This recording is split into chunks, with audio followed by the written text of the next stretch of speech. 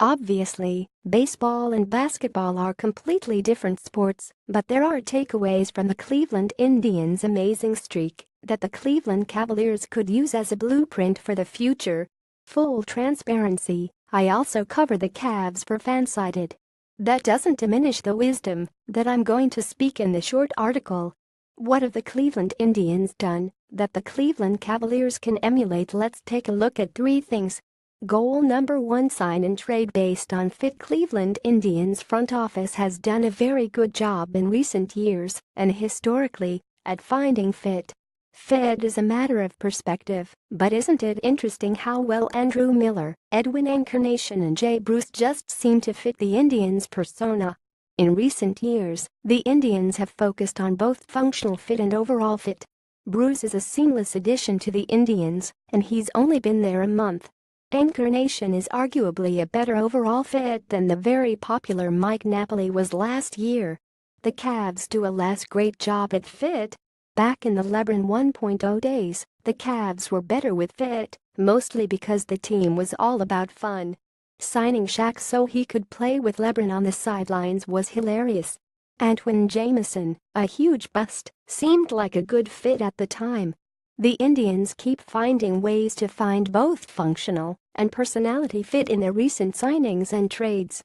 The Cavaliers would do well to think about personality in a sport where personality matters a ton when signing and trading.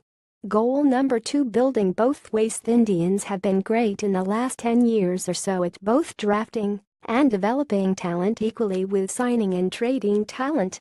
It's not like the organization has the biggest payroll.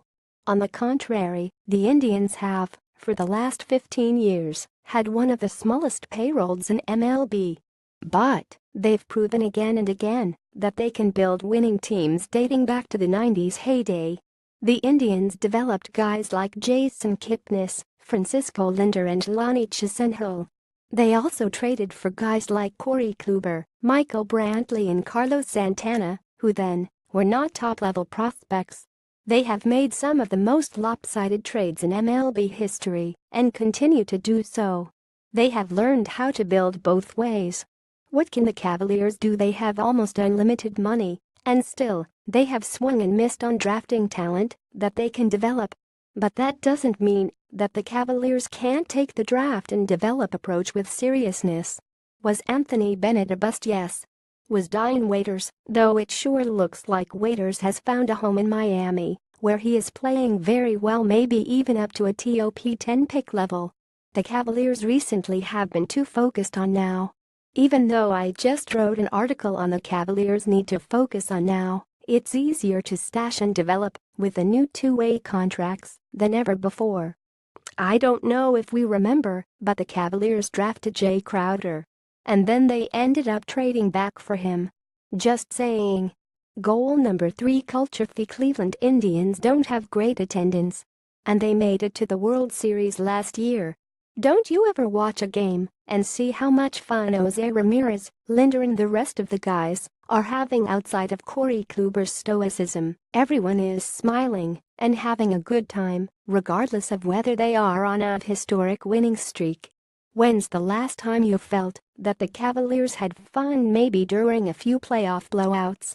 But in general, the fun ended when the Celtics blew out the Cavaliers in Game 6 of the Eastern Conference playoffs in 2010.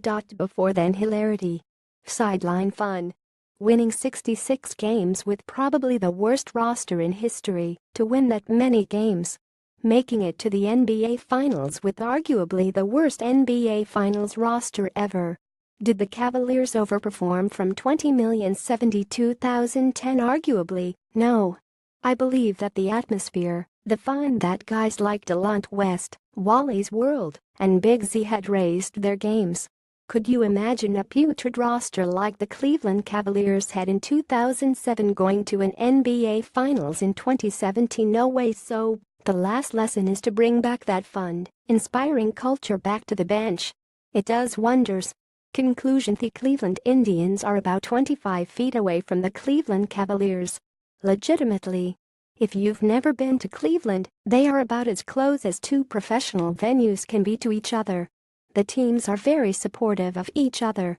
So why not bring in Terry Francona for a culture session? Why not collaborate to see how we can bring the fun back to the city of Cleveland?